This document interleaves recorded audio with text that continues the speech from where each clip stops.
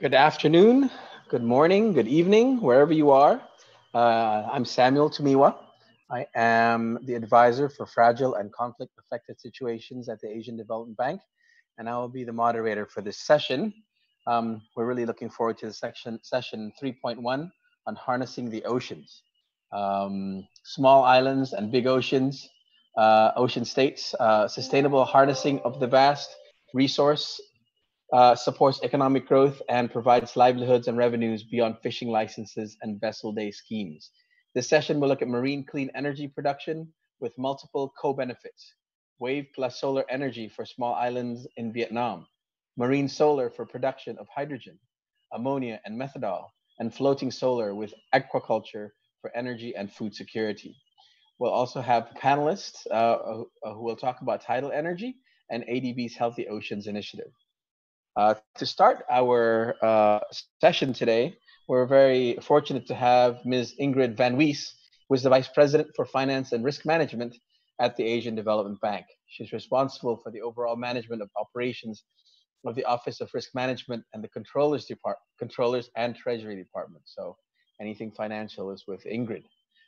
Before joining ADB, Vice President Van Wees was a senior official at the German Investment and Development Corporation, DEG, overseeing origination and portfolio management of debt and equity investments in Europe, Middle East, Asia, and Treasury. Vice President Van Wees holds a master's degree in mechanical engineering from Delft University of Technology in the Netherlands and a master's of business administration from INSEAD. Vice President Van Wees, may we ask you to set the scene for us? Thank you. Thank you, Sam. Dear ladies and gentlemen, a very warm welcome to track 3 of the Asian Clean Energy Forum on harnessing the oceans. Let me start with congratulating you for having chosen the most important and urgent track of this forum on discussing the oceans. The oceans are not only our chief climate regulator, but also the future of sustainable renewable power generation. Healthy oceans are the lifeblood of humanity. For millennia, they have been providing many free public ecosystem services. As you might know, the ocean's phytoplankton are producing the oxygen of every second breath we take. And the functioning ocean ecosystems are our planet's largest carbon sink. They sequestered over 1/3 of all carbon dioxide emitted by mankind since the beginning of the Industrial Revolution. They currently absorb about 40% of all global carbon dioxide emissions. The commercialization of the role of the oceans in renewable energy exportation has only just begun. The technologies for renewable energy generation in the oceans have become a new hotspot for innovation. And with it, the oceans are becoming a location of choice for the next generation of renewable energy. And this is driven by 2 factors. The first is the provision of an alternative location for established renewable technologies, such as, for example, wind and solar. The second is the development of the ocean's vast intrinsic renewable energy potential with emerging technologies, such as, for example, tidal and wave energy. And it does not stop here. As you will hear later, there are plenty of combinations possible. Indeed, over the next decades, the energy transition will become more and more blue. Asia, together with large ocean states in the Pacific, which are more commonly known as small island development states, or SIDS, will be at the center of this development. ADB's developing member countries alone offer tremendous potential with a coastline in excess of a whopping 150,000 kilometers.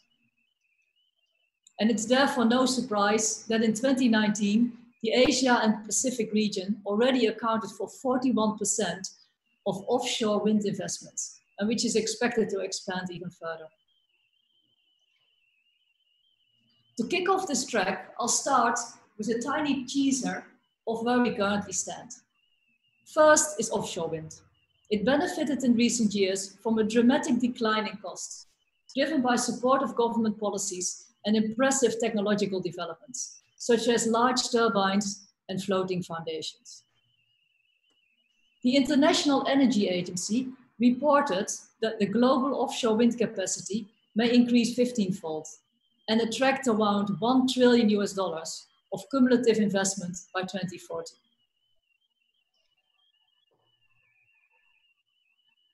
Floating solar is another novel application of an established renewable energy technology going offshore. And this application is especially suitable for small island states. Unfortunately, innovation is not stopping here. New forms of renewables are emerging from the hobbyist phase to wide adoption. Notably are an array of ocean power technologies focused on harvesting the ocean's intrinsic renewable energy capacity. There are also various cutting-edge cogeneration solutions emerging. An example is the production, sale, and transport of green hydrogen, generated with surplus renewable energy and supplied to markets currently dependent on fossil fuels. Such green hydrogen from electrolysis is experiencing a rapid decline in its cost trajectory towards only $2.50 per kilogram. Just another very promising development. Today and throughout this track, you will learn about new methods for harnessing the ocean's potential, as well as ideas addressing the very challenging operational environment that the very ocean is. Our panelists will present marine clean energy production with multiple co-benefits. As already indicated, we will hear about wave plus solar energy for a small island in Vietnam, marine solar for the production of hydrogen, ammonia, and methanol, and a combination of floating solar and aquaculture for energy and food security. But panelists will also talk about tidal energy and ADB's Healthy Ocean Initiative.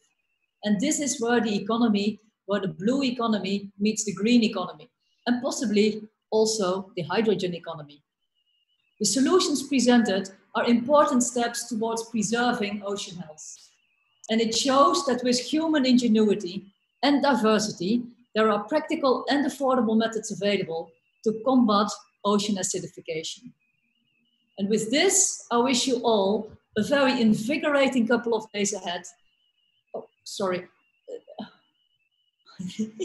A couple of invigorating days ahead,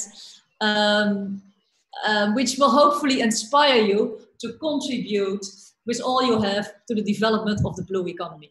I'll thank you very much for your interest in this particular track. Over to Sam. Thank you, Vice President Van Wees, and also thank you for all the support that you have provided us on this issue of marine and blue oceans. You've been a champion for ADB on this issue, so thank you very much. So today, as we have this session, and you must have seen from the agenda, we're going to have 3 speakers, and each speaker will have 10 minutes. And then after that, we will have 2 panelists, when the panelists will have something to share also, but the panelists will also provide a response to the presentations based on their experience and their work. And so we look forward to that. With that, we will have about 40 minutes to have question and answers and discussions. And there's a panel there for you to ask questions. I will monitor it, and then we will have a strong, hopefully a vigorous discussion after the presentations. So without further ado, let me introduce our first speaker. The topic she will be talking about is wave energy in An Binh, a blueprint for climate resilient islands. The speaker is Ms. Min Duc Dong. She's the business development manager at Engine Incorporated in Korea, a clean energy technology company. As the first Vietnamese associate in Engine, she's in charge of Vietnam coastal projects, including An Binh Island. Prior to joining Engine last year, she won first prize in the LG Global Challengers program together with her team. The program topic was exploring Korean islands, which became an inspiration for her current work. Ms. Duong holds a double degree in agriculture, economics, and finance from Hue University in Vietnam, as well as a master's degree in economics from Seoul National University. She's especially interested in issues pertaining to sovereignty and territory in sensitive coastal environments. Min Duc, please. Okay. Hello, everybody. Thank you for joining this session. I'm Minda from Vietnam, and I'm currently working for Engine, a clean technology company in South Korea.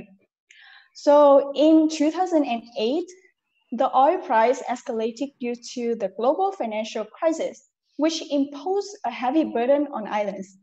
And off-rig islands rely on diesel generators and thus face the electricity cost up to 6 times higher than on the mainland.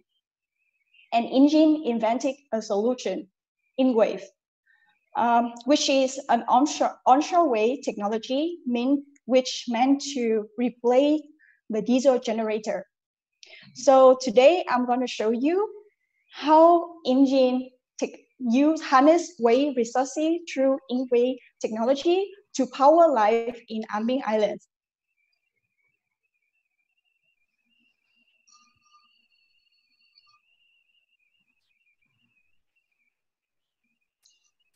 So this is how I'm going to do it. I will start first with the background, and then I will explain the Carbon-Free Islands Initiative. Then I will talk about wave resources and how we harness wave resources through InWave.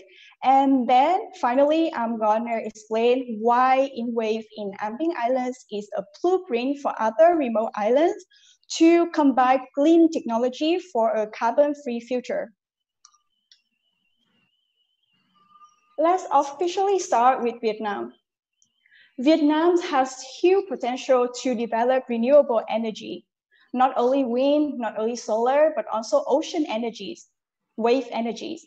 Vietnam's coastline stretches more than 3,000 kilometers from the East Sea to the Gulf of Tonkin and contains high wave energy potential. And An Binh Island is located in the northwest of Lý Sơn District, Quảng Ngãi Province, Vietnam, which you can see on the map. The main economic activities are fisheries and tourism. Recently, tourism increasing rapidly, which requires stable power supply. An Binh has diesel generators and solar power system. However, this is not enough. Why? Because the rainy season lasts from September to December, which leads to inefficient operation of solar power system. And during this time of the year, the inhabitants of An Binh have to rely heavily on diesel generators. As you already know, diesel generators cause many problems, such as system breakdown often, noise, pollution, and of course, unstable power supply, high energy costs. So how to reduce the dependence on diesel generators, but still ensure energy security? And Engine came up with an idea. In November 2019, Engine signed a memorandum of understanding called Carbon-Free Island Initiative with Quảng Ngãi Province, SK Innovation, Doosan Vina, and Vingroup. By joining this initiative, we wish to improve local socio-economic development, reduce diesel pollution, and ensure energy security. Engine contributes to this multi-party initiative as the technology provider of a wave power system. So our original plans is finished the wave power this September.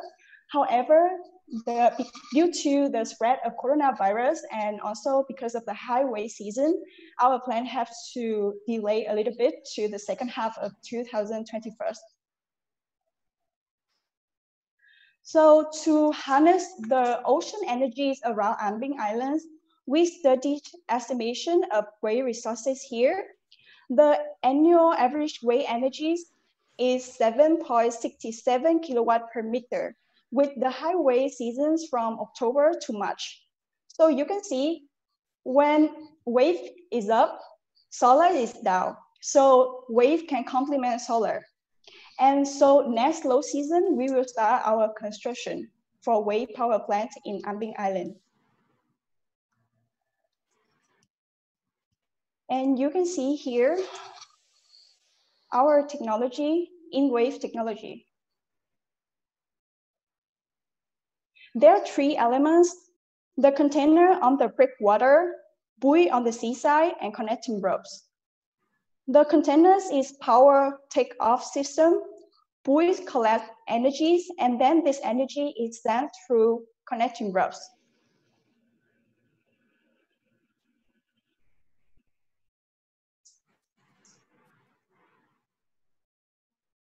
And as you can see from the video, we can scale up by adding more containers and more buoys.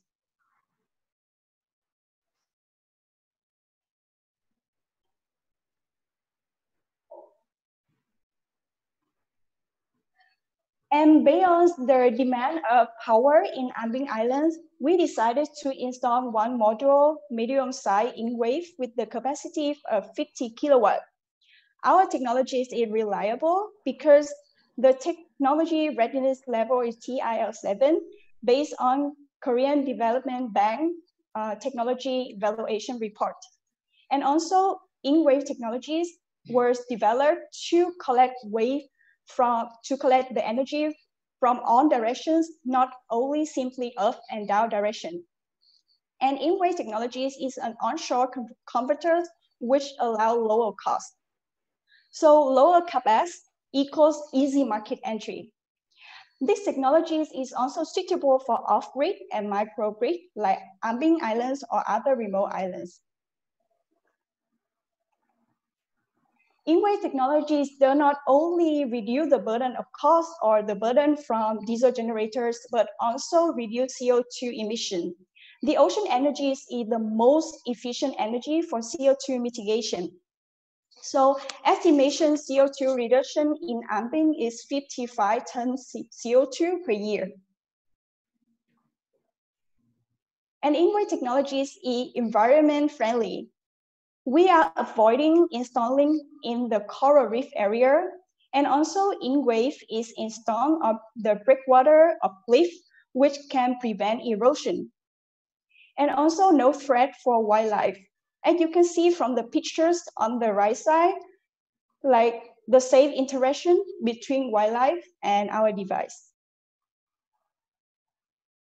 So with the advantage of coastal water efficiency, free of costly submarine power transmission, high stability and scalability, small space required compared to other type of power plants, InWave is a blueprint for other remote islands, including island states who want energy sovereignty, to achieve energy independence, to reinforce local development in a reliable, affordable, and clean way through a more diversified renewable in energy mix.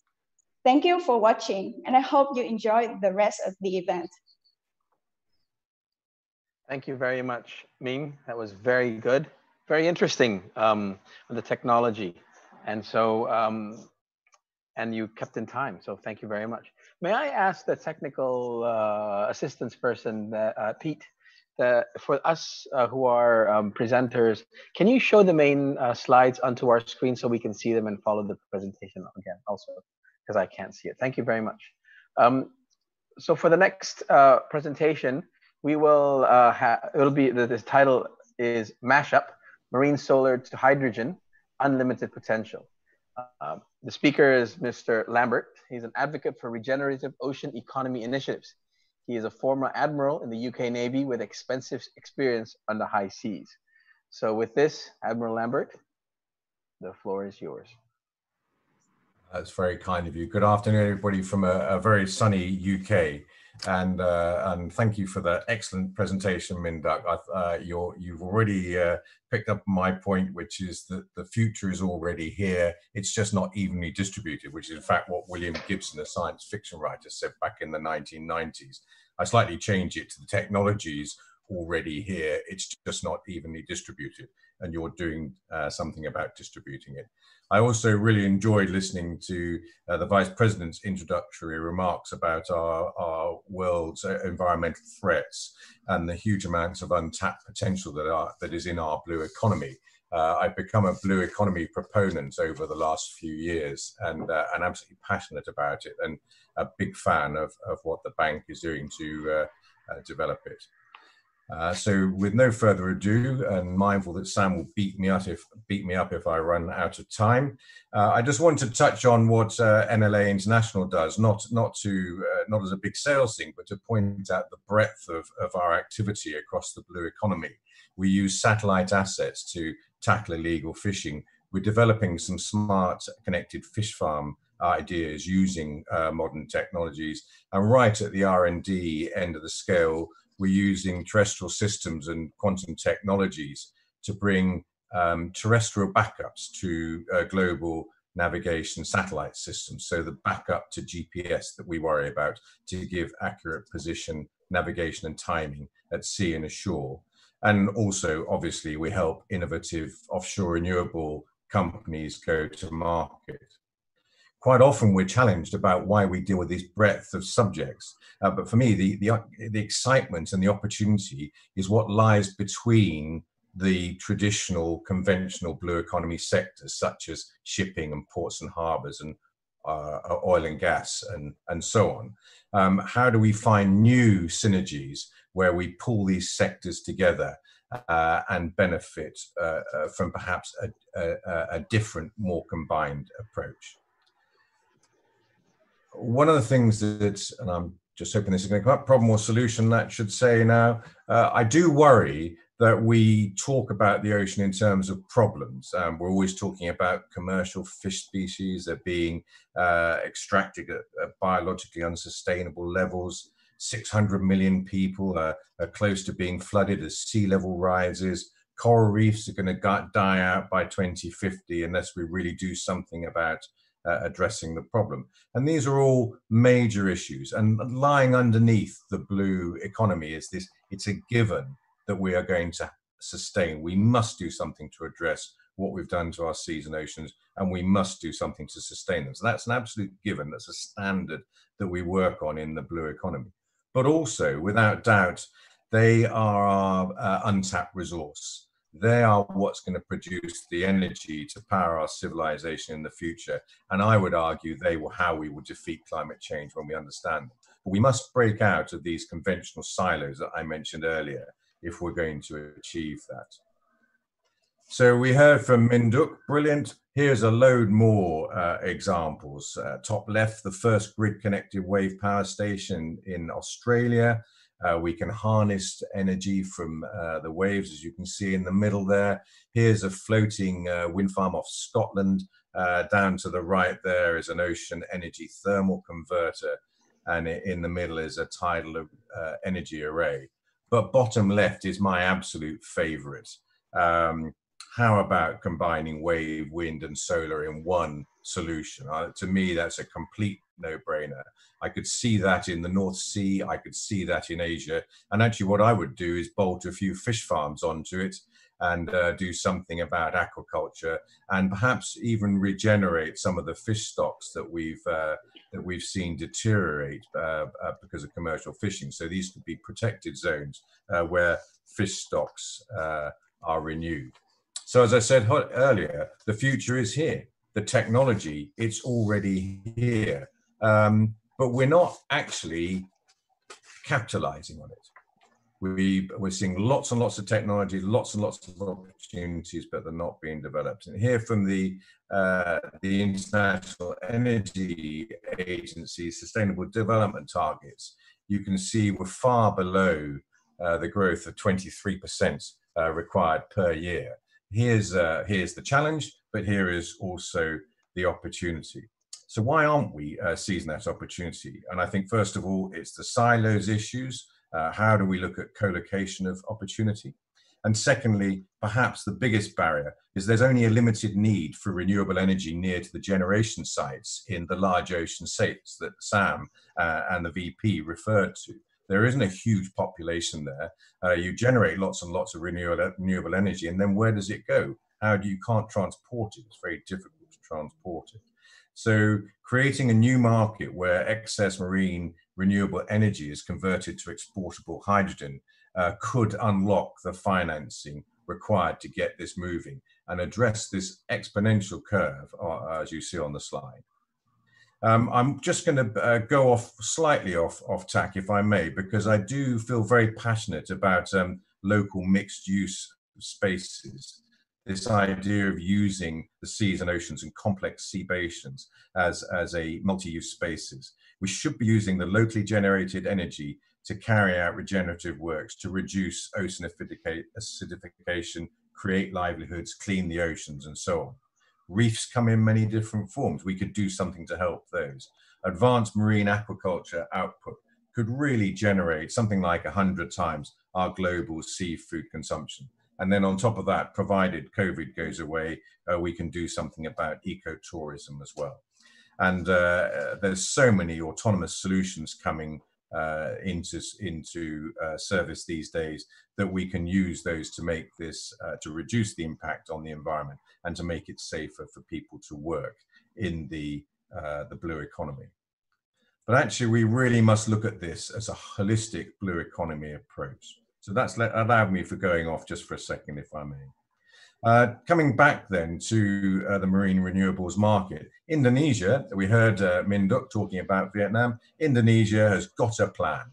They've worked out where the power, the energy is, the natural energy exists in the environment, and they've come up with a bunch of opportunities to use wave converters, floating solar, and so on. Hydrogen generation by hydrologists is a fairly well understood process. The VP mentioned it. With the use of local energy, the larger opportunity is, I believe, to convert that surplus renewable energy in large ocean states to produce hydrogen, ammonia, methanol, and so on, and sell it into existing global supply chains. This could be the game-changing investment for the marine renewable energy sector in large ocean states. And there are market opportunities. My example, unfortunately, is aviation fuel, which is not needed quite so much these days, but I'm sure it will be needed in the future. So what are we waiting for? Why aren't we making this happen? And very often, we see these barriers, and this really is the boring stuff. I'm going to click through here and put these up. This is the boring stuff. This is the difficult thing to tackle. We need to address policy.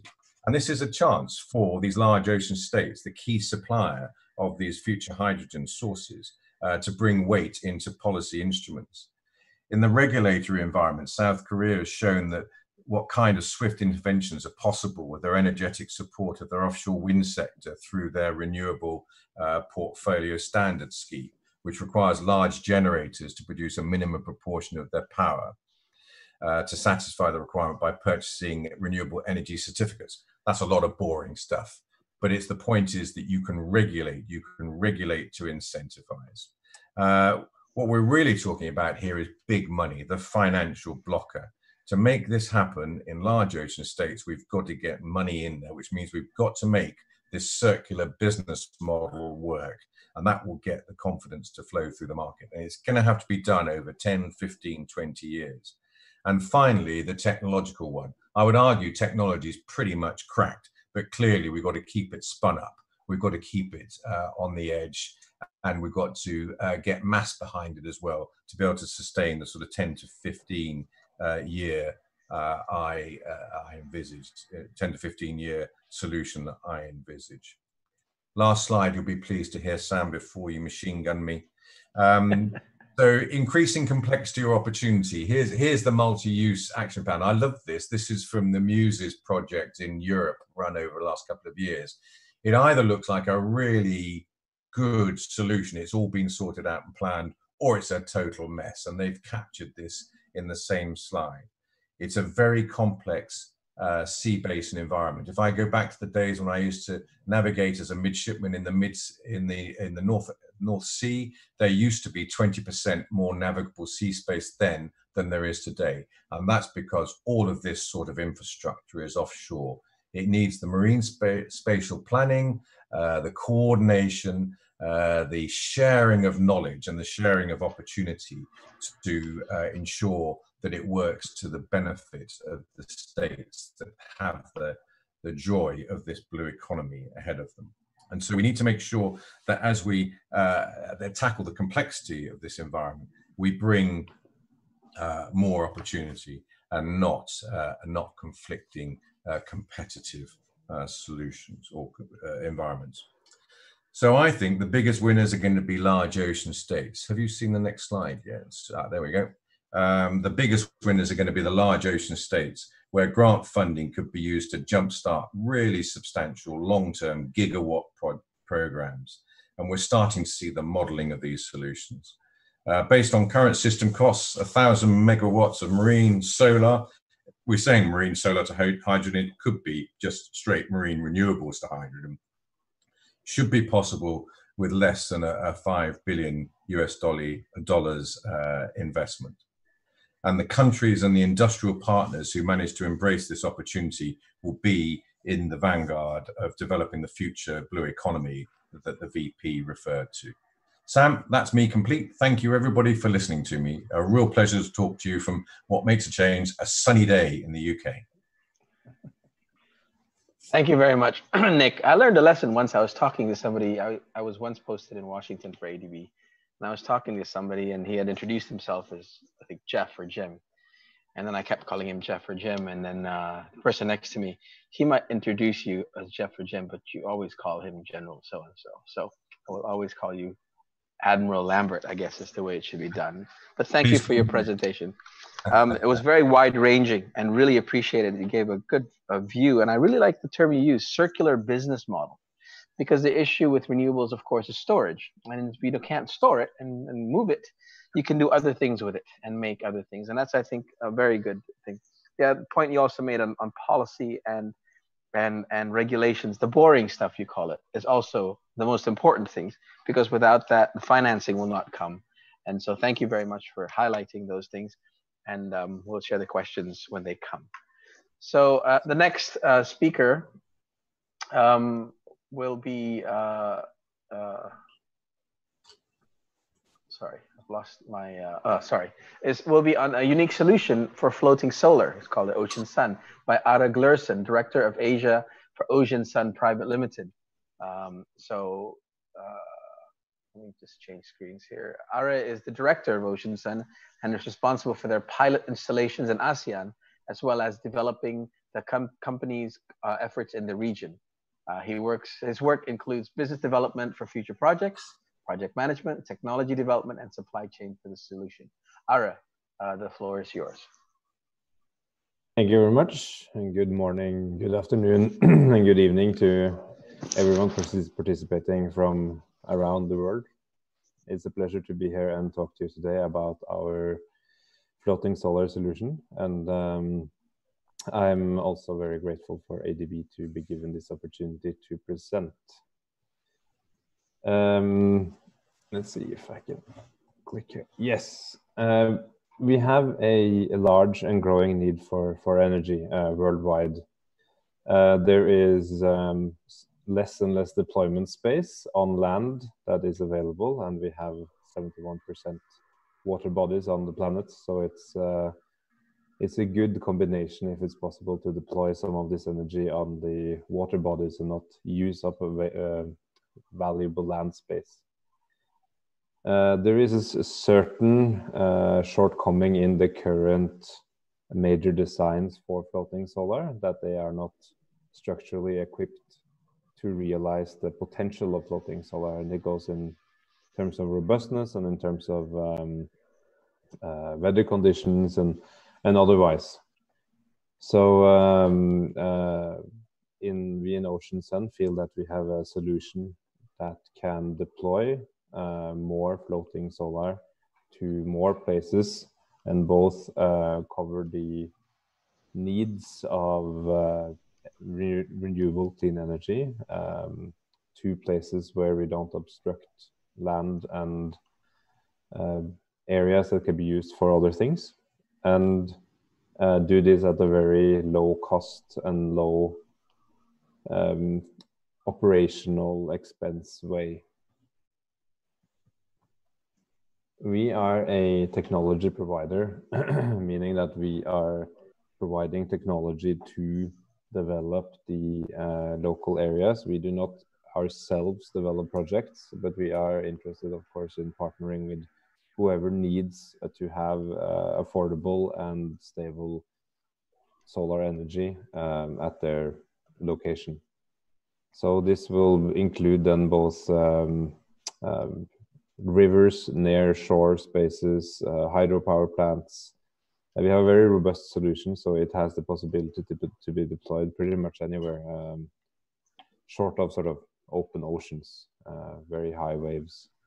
The way we work together with partners is that the end customer, who could be a government, state company, independent power producer, private owner, and also could be the developer, and in some cases could also be the constructor, the EPC of the project, who we will work together with to provide engineering and bill of materials for the solution and so forth, which we have put together from a host of sub-suppliers.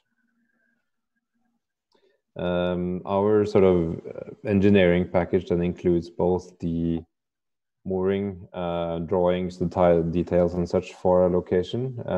It would include the bankability documentation, warranty certs and so forth. A long range of documents and installation descriptions, maintenance, operational manuals and so forth. It is fairly straightforward to install our solutions. However, manpower would be required. But since these are very maritime installations, it's convenient to use available resources on the location where the systems are to be installed.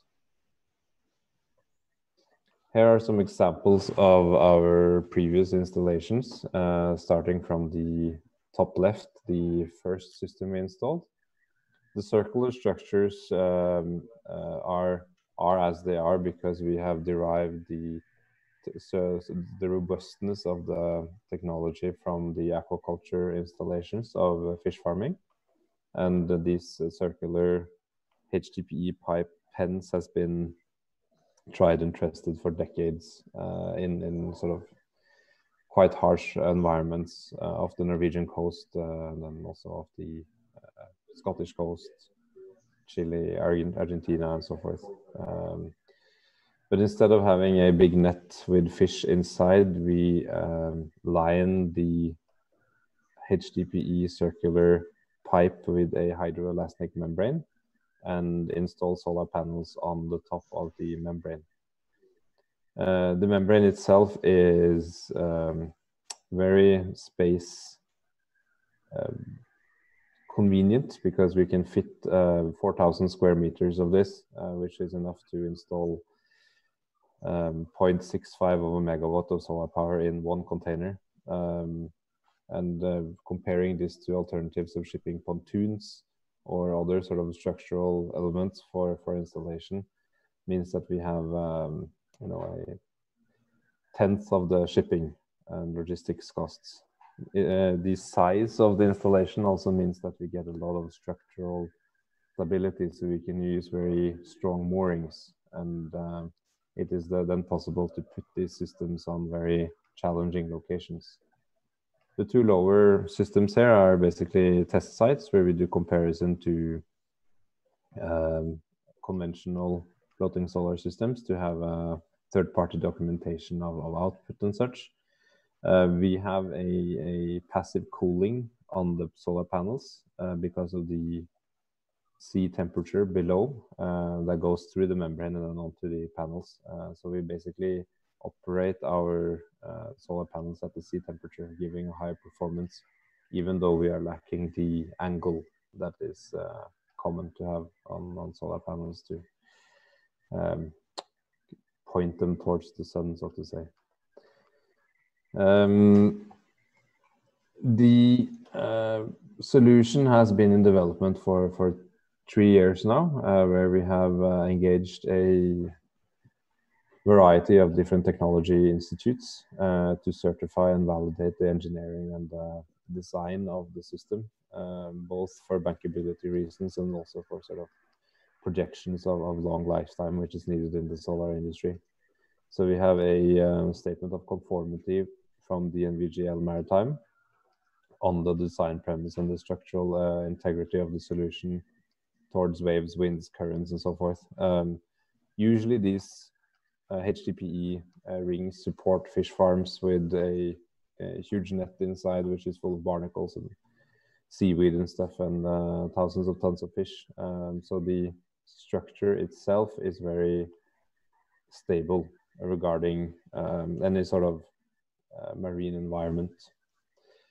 We are doing all kinds of testing on both the solar panels, the other components of the solution, and together present a complete package of materials that are both environmental and sort of both stable and durable for the application and the lifetime.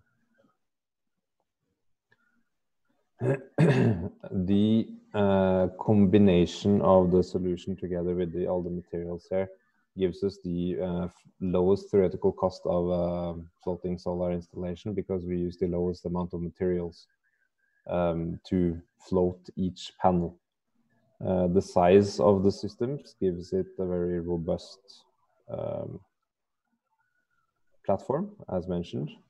We have much less logistics than most of the other alternatives out there.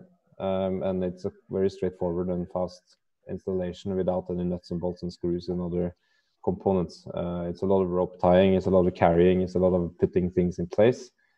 And most of this can be then used by utilize the local workforce at the location to get the systems installed, combined with the increased efficiency from the cooler panels. The cost assumptions we have on the systems, currently we are at about 50 cents US dollar on a bill of materials ex works. This includes the technology license fee for Ocean Sun. It includes all the components, a mooring, platform up to medium voltage transformers. It's a very cost-effective solution, which also is quite straightforward to install. So if you add on, let's say 30% for both the logistics and the installation, you should be able to do installations below 70 cents per watt peak on most sort of Southeast Asian areas and such, which is quite competitive and will be even more competitive when we manage to get volumes on the solution. So we have sort of progressed through the advanced pilot phase and are coming into the commercial phase with the warranty documentation we have obtained on the systems, mostly this year after several years of work. Briefly, with some details, the modules itself or themselves comes with a Cader rail mounted on the sides. So this is already packed and installed from the producer. The membrane that we install the panels on come with a Cader strip already welded onto it. So it's a plug-and-play installation where you slide the solar panels onto the slots where they are sort of meant to be on the membrane, and you connect together the strings and install the strings into the inverters, all plug and play. The performance gain can easily be seen from infrared pictures, where you take pictures of the systems with reference modules that are not sort of in contact with the membrane. The modules in contact with the membrane follow the sea temperature plus about 5 degrees, and modules that does not have the cooling from the membrane will be 50, 60 something degrees as per usual sort of heat up from sun and ambient. We have done very thorough testing in all the aspects of the engineering to get our design certifications with wind tunnel, wave testing, wind tunnels, CFD simulations, and various projects from external parties in Norway and otherwise. Here you see some CFD test analysis to avoid problems that has been a hurdle for the floating solar industry in terms of typhoons and high wind fires.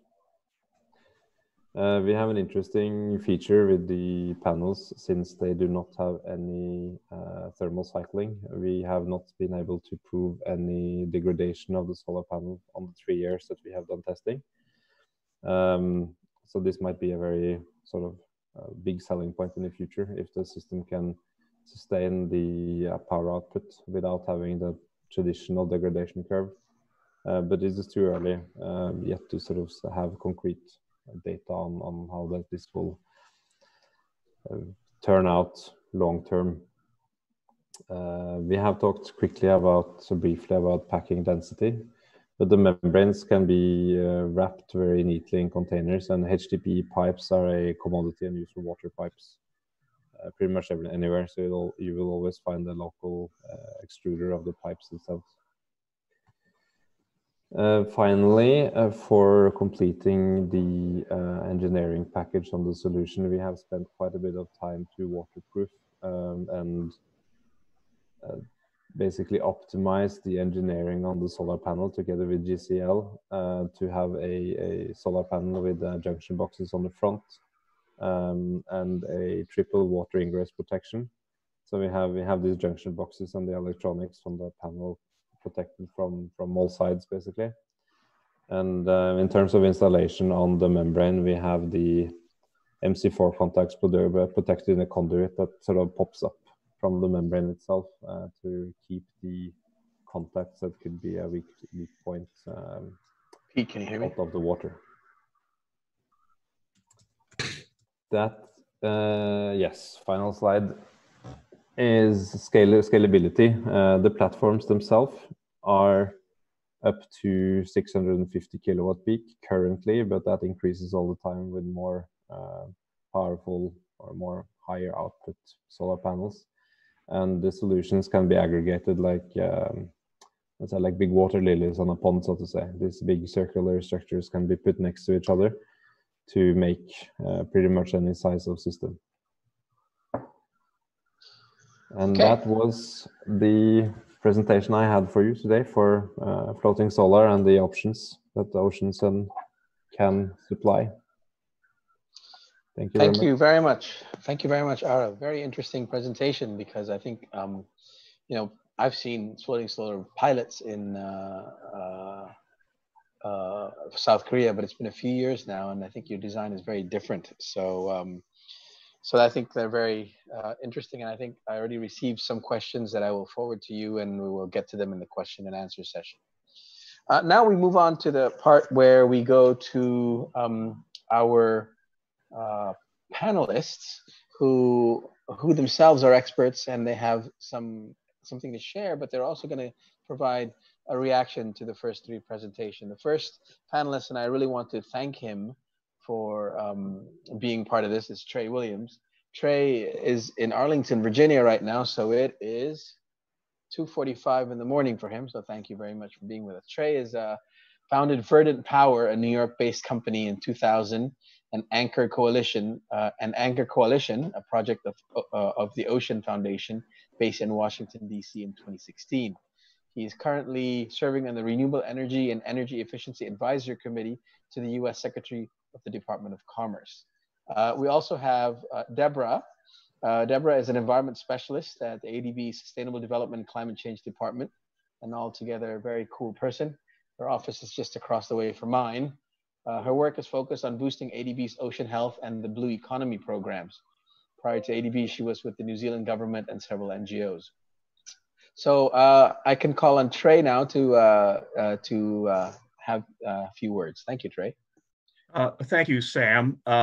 You've given me two first names. Last name is Taylor. Trey Taylor. Trey Taylor, not Trey Williams. My apologies. That's fine.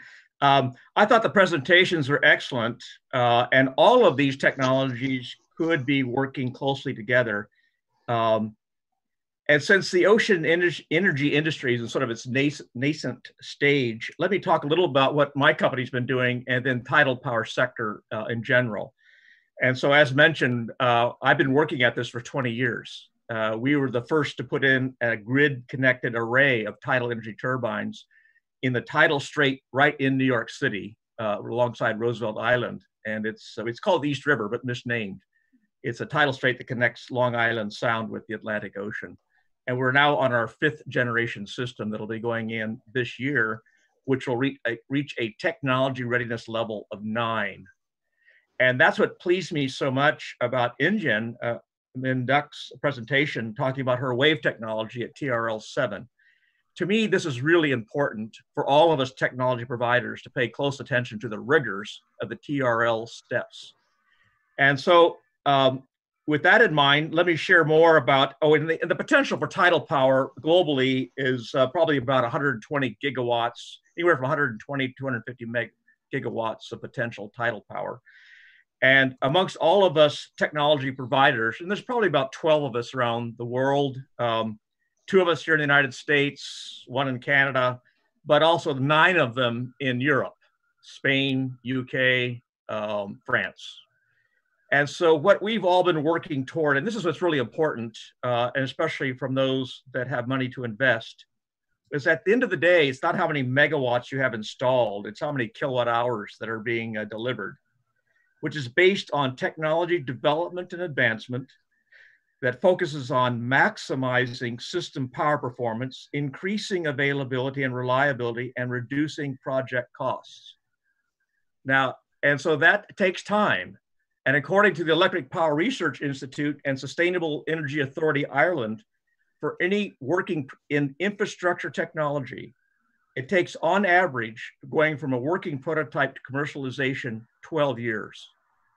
And that's just the fact of it. So when Nick mentioned money that's needed, well, there's where it goes, is to get these companies through valleys of death from a business point of view. So let me talk about something that all the presenters made, which intrigued me. All were talking about some form of integrated energy or hybrid systems and taking, as Nick would say, a holistic approach to development. To me, this is what's really key if renewables are to work together. And it's this idea that I wanted to share, taking it to a different context of these presenters. And that is I would like to get their thoughts, quite frankly, on how the world is transitioning from a centralized to decentralized, centralized power system, which means for some geographies and applications that it can be far less expensive to install and operate on-site power generation and microgrids, often on-grid, than centrally generated power. By doing so, what you're really doing is, with decentralized power, is really providing a range of benefits such as improved access, resiliency and efficiency, and faster access to power in communities lacking grid access, such as large parts of Asia and Oceania. But how you approach this is what's been touched on by all the presenters without necessarily realizing it. And again, Nick made the point of holistic approach, the breakout of silos. So one of the things that the nonprofit that's supported by the Ocean Foundation here in Washington, D.C. is doing is taking this holistic approach. In other words, using the water energy nexus approach, water food energy nexus approach to developing sustainable communities, which is critical to water management. So one of the things we must be thinking about collectively is not only clean power, but also water. Cape Town's going to be running out of water, and it's on their calendar. But there's good wave regimes in South Africa that could be powered desalination plants. And with that in mind, I had a specific kind of question that might go back to Minh Duc, which is right now, which is really cool, I think, their Showcase Wave project in Vietnam at On Binh.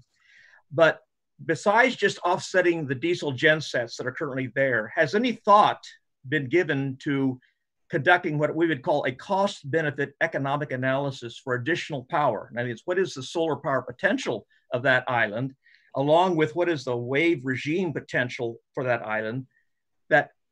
So rather than just offsetting and providing power for the 500 residents, might you increase power to produce things as clean water, hydrogen production, aquaculture that, for example, Ocean Sun is involved with, and integrating all that, as well as perhaps even building an on-island fish processing plant and even greater support for increased tourism.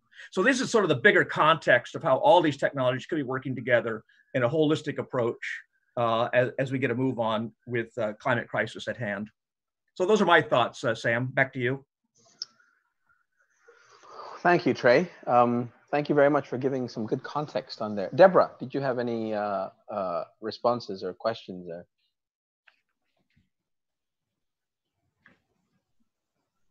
Hi, everyone. Thank you, Sam, and everyone for having me as part of the session. I've also found it incredibly interesting and very positive. So I hope I can add another perspective also. So the global ocean economy is projected to reach at least 3 trillion in 2030. And our region, Asia and the Pacific, has an abundance of ocean resources and opportunities. So in addition to the significance of our ocean for climate regulation and carbon storage, which was highlighted by VP Van Wees at the start, the major economic sectors and untapped potential for energy, technologies and solutions is highlighted by Nick. Our region is also home to significant biodiversity hotspots, including 3/4 of the world's coral reefs. These ecosystems also provide a range of benefits to poor and vulnerable communities, including food and livelihoods and buffers against climate impacts. But of course, we know that our region's ecosystems have been pushed to the brink of collapse. So recognizing this, how important our oceans are for continued development and to address their decline, ADB launched the Action Plan for Healthy Oceans and Sustainable Blue Economies last year in May. So this action plan aims to scale up investments and technical assistance in ocean health and blue economies to 5 billion between 2019 and 2024 in the areas of ecosystem and natural resources management, pollution control, and sustainable development and infrastructure. And this includes marine and offshore renewable energy. At the same time, we launched an Oceans Financing Initiative, which aims to increase the amount and efficacy of ocean finance through defining robust standards and metrics for what's considered a sustainable investment, developing a pipeline of bankable ocean investments, innovating finance instruments like bonds and insurance and guarantees, mobilizing capital and aligning taxes and subsidies and strengthening policy and capacity. So underpinning this work will be our new Oceans Finance Framework, which will provide more guidance on what kind of investments ADB considers as ocean or blue, and support transparent tracking and reporting against our $5 billion commitment. It'll also guide oceans funding and issuance of blue bonds, for example. It identifies eligible sectors and objectives to be met. For example, to be eligible under the framework as drafted, a renewable energy project would need to be located in the coastal zone or marine area and reduce greenhouse gas emissions by developing marine and offshore renewable energy, capture and store emissions using marine-based solutions and technologies, or increase energy security and access to renewable energy for vulnerable coastal and small island communities. So all of those things that previous presenters have been showcasing. But in addition to this objective around energy, we also have 10 others in our framework. So I guess given our oceans are home to so many important values and uses in economic activities, how can we as countries and economies and societies maximize these different benefits and this untapped potential of the oceans?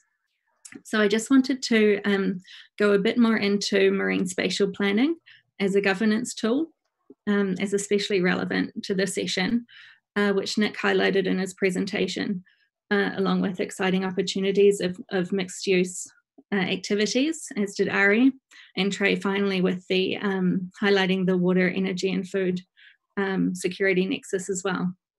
Though I don't find these kind of policy and regulatory kind of things quite as boring as most, so I won't take too long though.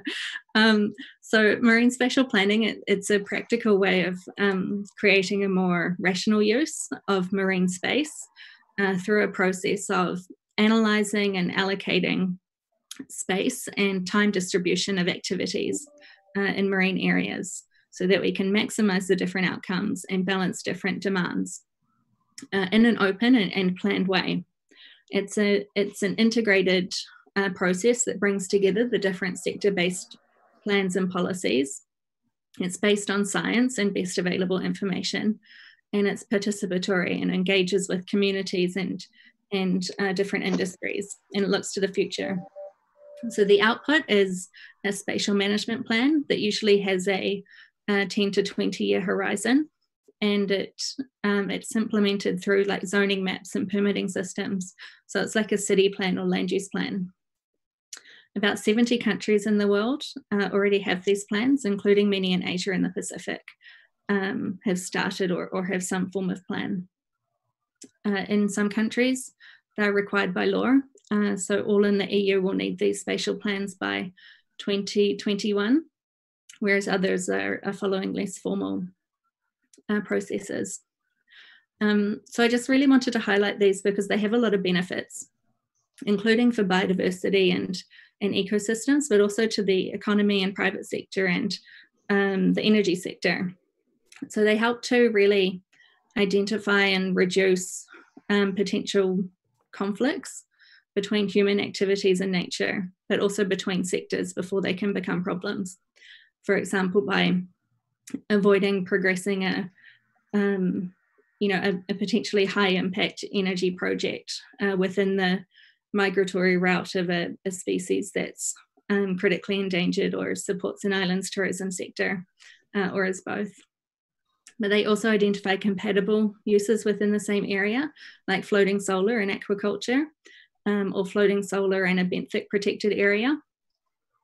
They also provide greater certainty of access to desirable areas for investments or for pilot testing. And they can increase transparency for investors and streamline the later permitting processes, rather than every decision being completely case by case and starting new. And it also can reduce opposition by communities as well, because they've been engaged earlier in the process. So yeah, just wanted to highlight that tool as one that I think has a lot of benefit for the renewable energy sector in the blue economy as well, to maximize those different opportunities that we have. Thanks, Sam. Thank you, Deborah. And to bring in that point of view that, yes, it's about renewable energy, but we also need to the context in which we're working, biodiversity, and the other uses for the ocean. So thank you for bringing in that perspective. And so I think we have half an hour now to have questions and answers. And I've received quite a few, and I've actually passed on these questions to the presenters. But I'll leave them for now, because some of those questions are very, very specific. But I have 2 or 3 questions here that are more general, and I want to kind of get to those first before we get into the specifics of how much per kilowatt hour and so on and so forth. So here's a question that is for all the presenters, and we'll see how we manage all the presenters.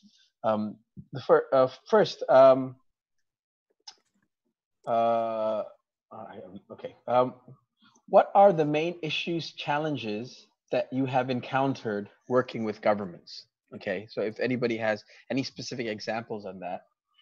Here's another very general question. Can you cite 1 or 2 examples of fiscal or economic incentives specific to marine renewables, which have so far worked to your advantage in terms of local deployment and diffusion in some of these countries? And has it always worked based from your experience? So, policy, regulatory stuff, the boring stuff, I want to start with that, because I in fact think that's the most important part of it all. And so if you want to say something, please just start, and hopefully Pete can manage who's speaking. I'm happy to comment. Oh, please go ahead. Thank you very much indeed. And I really enjoyed the comments that were made by particularly Trey. Trey, I agree with you entirely. The breadth of the blue economy is what it's all about, and that's what people find so challenging. So on that specific point about government, and I must apologize for using the term boring, it was meant in a friendly way, but the trouble is it is the boring, difficult stuff that stops us from, we all want to do the techie stuff, all the fantastic work that Ara's doing, for example. We want to do that. We want to do the shiny thing. We don't want to do the tough, difficult things. It's not our human nature. And that is the problem in governments. And quite often for a large ocean state with a small population, they've got the day-to-day problems of the social circumstances, their people, their hospitals, and all those sorts of things. So this blue economy thing comes up, and the opportunities that come with it, and the need to put regulation in place and to enable the circular business models I talked about. They don't necessarily have the bandwidth to do that, and they need to be helped. Then people like us can come along and try to help them, but we've got to pay mortgages too. So there's got to be some funding flow somewhere to help them make it work.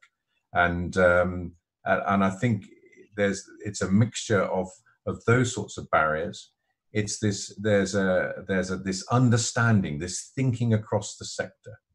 There's an apocryphal tale that when we started putting wind towers into the North Sea, the renewables companies did not talk to the oil and gas companies who've been doing it for years with oil rigs. Whether that's true or not, I'm not sure, but it's an interesting consideration. And then the final thing is a cultural problem. If you're in the Department of Transport, you're in the Department of Transport. If you're in the Department of Finance, you're in the Department of Finance. You're not in the department of combining renewable energy with hydrogen generation to create a new business model. And you don't instinctively go along and talk across those departments to make that happen. So there's a catalytic problem in here. So something which seems like absolute common sense, and it should be a complete no-brainer, let's get on with it, it bumps into these problems in government. And it's all about making contacts with people who are, where you get the personalities who'll help you make it happen. And that's, I would say, the difficulty in government terms and regulatory terms. Thank you, Nick. Trey, please go ahead. I might add something to what Nick was saying, and that is all of us in all of our technologies, we're on a path, a glide path to lowering LCOE, the levelized cost of energy, getting these costs down. Early technologies are expensive.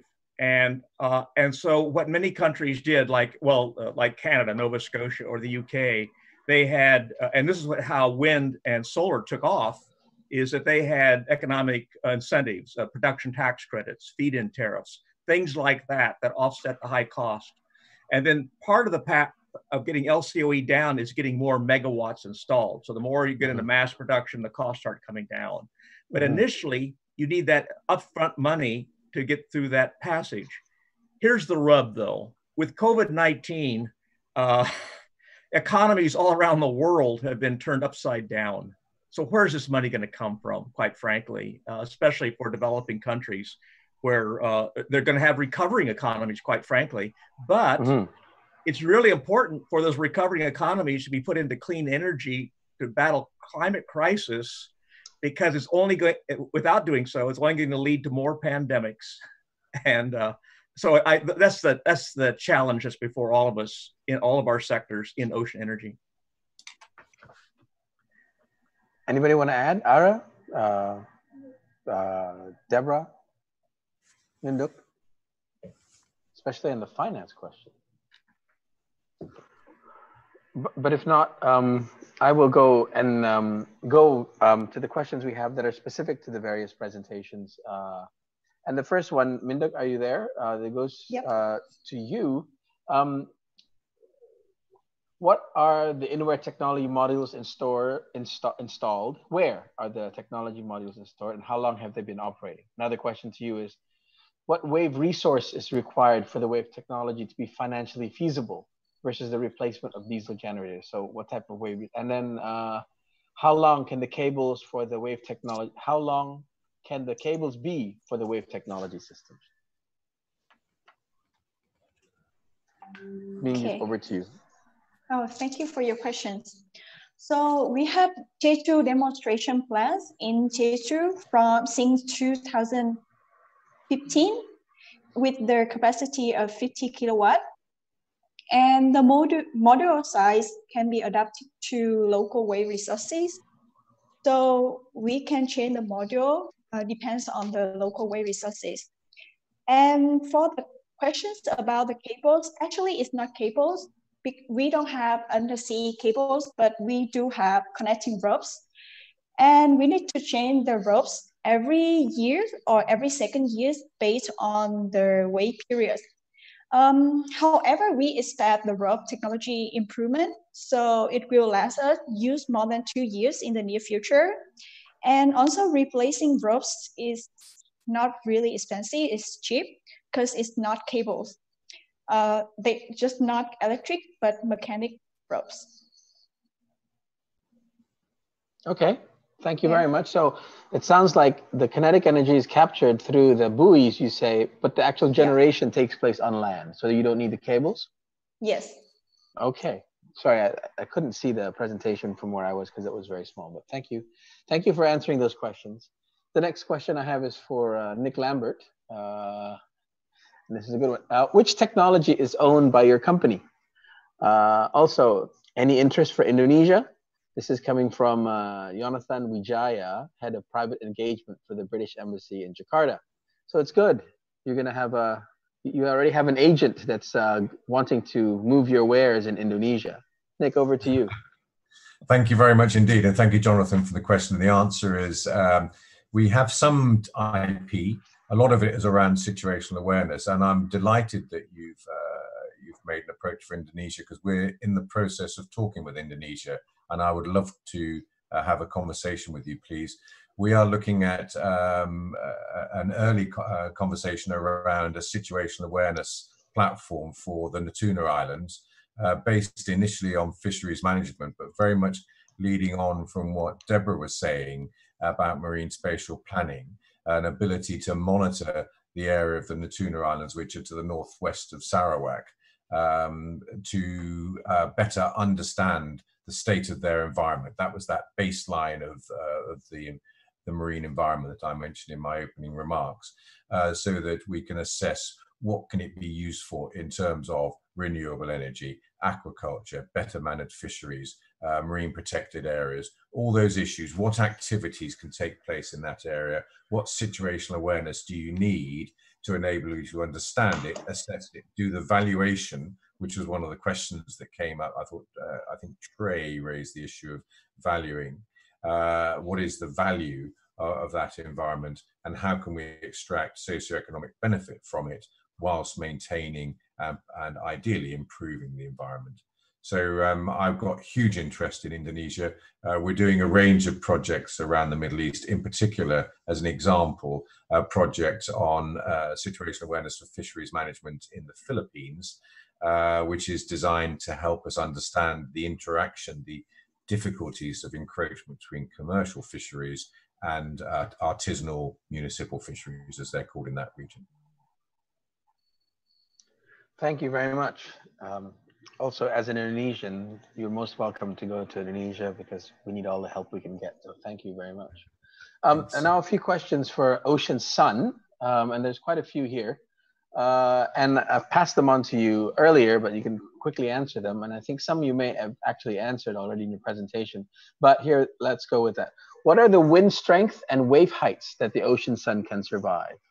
What is the indicative cost per kilowatt hour? Okay, let me just read a few. What is the indicative cost per kilowatt hour of the Ocean Sun? Is there a maximum or minimum depth for the Ocean Sun can be deployed? How safe is the membrane for access to for O&M? Let's just start with that for now, and then I think I have two more. Okay. Sure.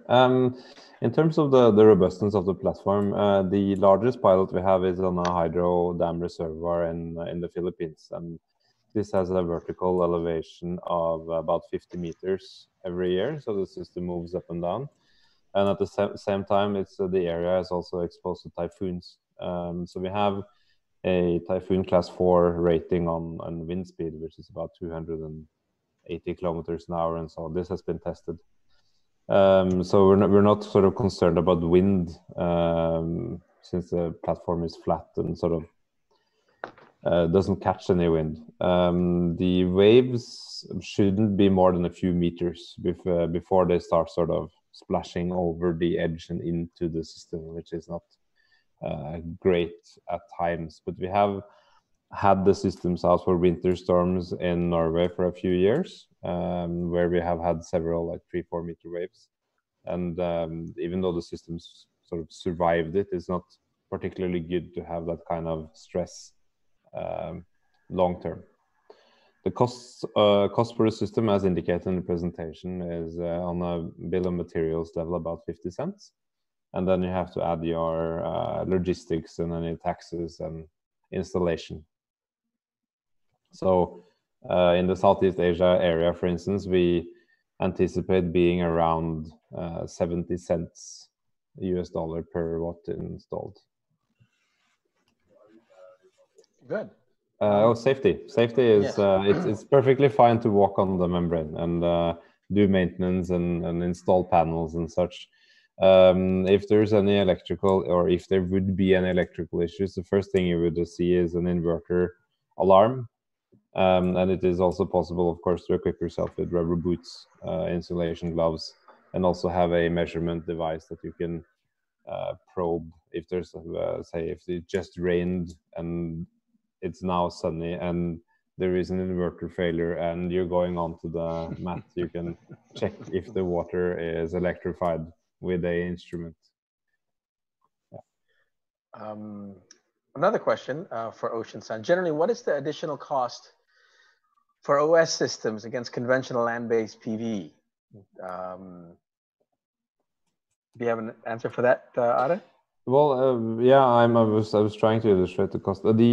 Actually, we are competitive and lower cost than many locations in terms of land-based, because you don't have any sort of excavation works or lease or other sort of related land costs.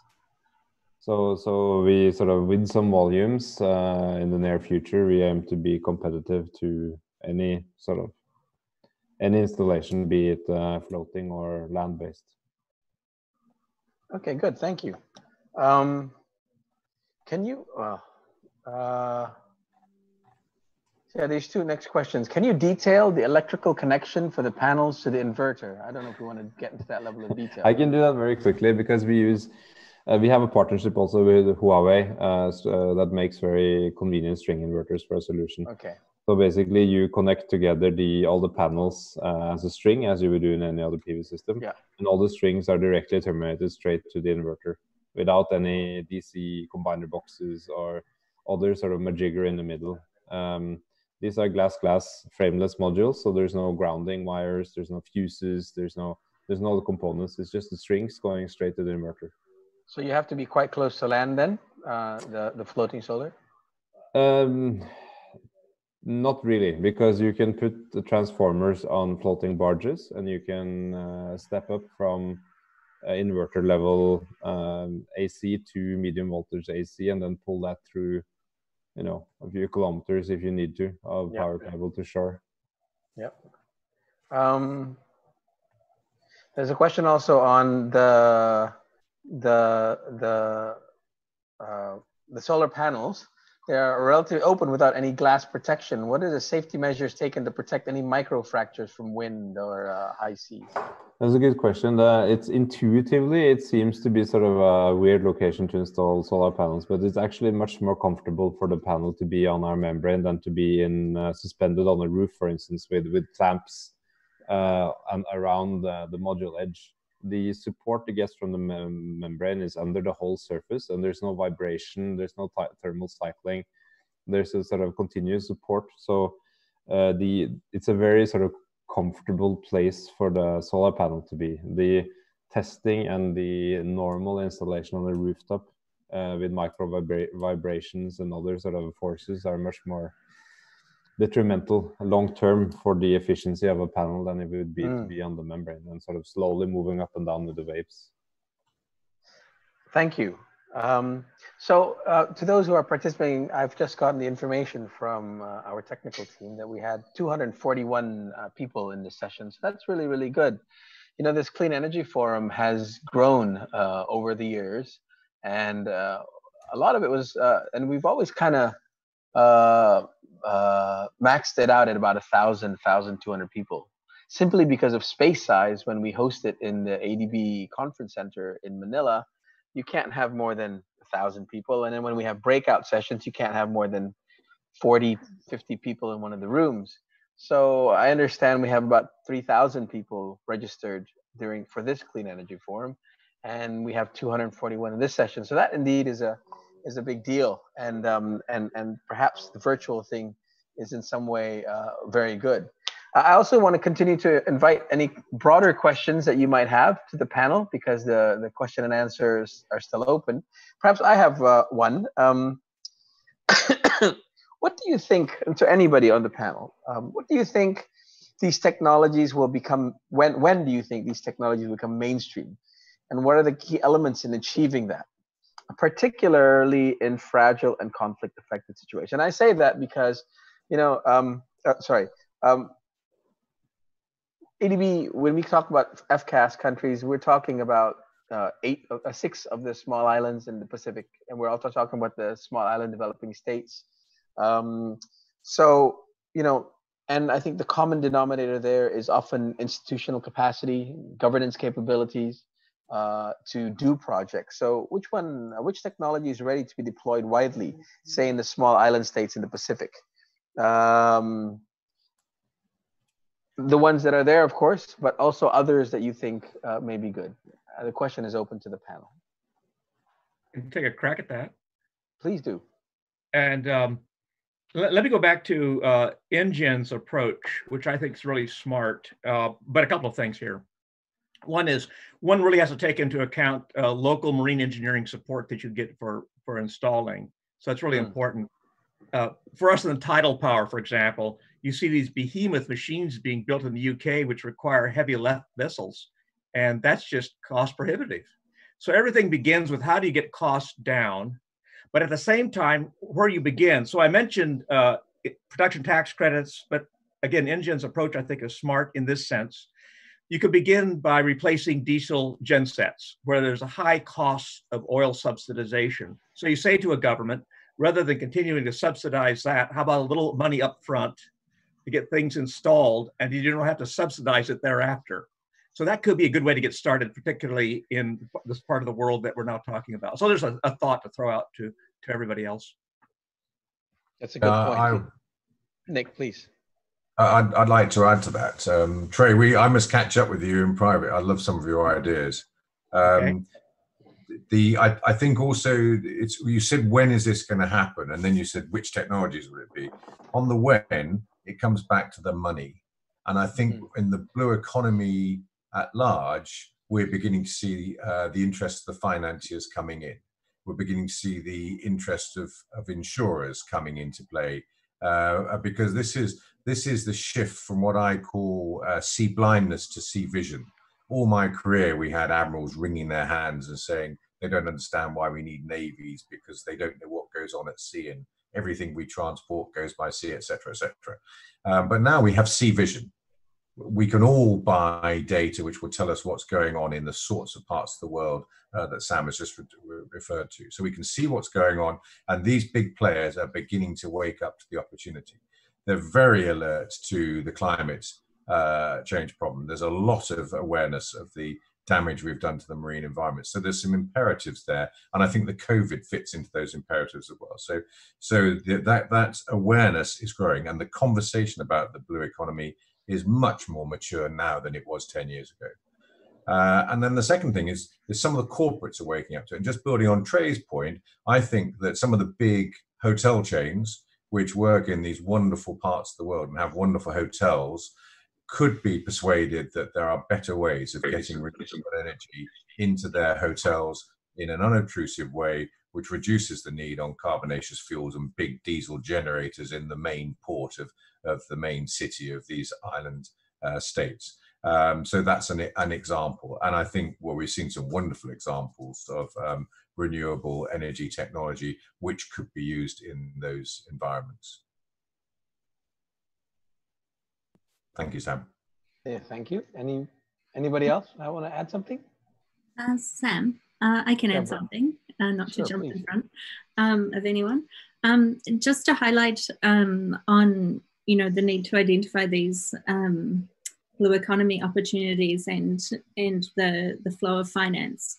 ADB's finance sector group working with the UN Environment Programme is working on a research knowledge product that looks at assessing blue economy opportunities by sector, including the renewable energy sector, looking at the investor market and what those opportunities are going to be for Asia and the Pacific. So looking at the financial market perspectives as well. And so we should have that piece of work in the next few months as well. So I think that will be a interesting piece of research that can add to that knowledge base. Also, just to comment on an earlier question around fiscal incentives, especially in light of the COVID-19 pandemic, I think there's a few opportunities we have here. So financial institutions, we can issue green and blue bonds to help raise capital and invest in projects that not only stimulate the economy and provide jobs, but also deliver environmental benefits for the ocean. Loans, especially for larger companies, could be linked with actions to improve environmental performance or meet environmental outcomes. I think then one of the headlines on the recovery was with Air France, with their bailout needing to, they would need to become the most, take the most climate action, linked with that support. Yes. Also we, countries could use or reform their economic instruments like taxes and subsidies and use these in their stimulus packages to provide incentives for low carbon and renewable energy investments and to help stimulate that green and blue recovery that we need to avoid future crises as well, with health crises, but also what we're going to see with climate change. Thanks, Deborah. Sam, I could add a thought to Deborah. There's an advantage to living in Washington D.C. but working in New York City, and in New York is the United Nations. And so, in addition to ADB, I met with United Nations Development Program people, UNDP, and they say they're looking for a way to work more closely with the private sector. Mm-hmm. So they've been very encouraging. I want to say this to all the panelists. They're looking to have companies like ours register with them so they're aware of the kind of services and technologies you provide. So I want to encourage everybody to do that with UNDP as another way of getting out into the world. So I see several, I think I think we're wrapping up now. We have like 3 minutes left, but I think, and there's some questions that make me think this. I think the technology, as you say, is there. I mean, clearly Ocean Sun is very different from the only floating the floating solar I've seen. Cindy and I went to South Korea once upon a time, and we saw some floating solar technology there. Wave has been talked about so much in so many different ways. Mingdok, I think your technology looks very realistic and something that's, as you said, piloted and working. So as both Trey and Nick have said, the technology is really not the issue anymore. Once upon a time, it was really all about the technology. But what some things that Deborah said about resource planning, about the policy and regulatory work, I think that is, and yes, we say in jest, but that is the work that needs to happen. I also often criticize ADB because when we talk about ADB, we always talk about our projects. Oh, we're doing this project, or we're doing that project. But in fact, the bigger value addition ADB can often add is at the front end, the policy dialogue, the regulatory work that we do in the sector, whether it be the transport sector, whether it be the energy sector, whether it be agriculture. And then in the middle there is the need for capacity development, right? The capacity to think about the regulations, to think about the feed-in tariffs, then to build the capacity of the host governments in incentives to attract the private sector to come forward, and then only is the project. And I think that's also true here, and it's what's come out, I think, of the discussions. I think when it comes to the private sector coming in, they're going to be key. But the big question is about the financing, and we talk about financing, especially in fragile and conflict-affected situations. especially in small island developing states, where you might have significant off-taker risk because the utilities are usually not very strong. The utilities are probably not liquid. It's going to be very difficult to get those deals together. And I think a lot more thought has to be put together. I think clearly, and it's always been the case for renewables, it really has to be the private sector that drives it. There's no sense for the government doing it. I have questions about grid connected versus off grid, distributed generation, and these types of things also, and whether we can do distributed generation, small scale distributed generation, because we always talk about scaling up, which is very, very important. But in the case of small island developing states, it's probably about getting efficiency at the smaller scale. And so I think these are considerations that we continue to have to work through to try to deploy newer technologies and blue technologies for small island states. I think, yeah, I guess we've been talking about SIDS because this is a track, but it's also about, you know, Indonesia or the Philippines, where you have large archipelagos that need, where there are some small islands that can benefit from this type of technology. And of course, coastal areas across the world. So I think really what we've talked about today is really just a scratch at a very, very interesting topic. And I'm really, really nice to see how technologies have evolved, but also a bit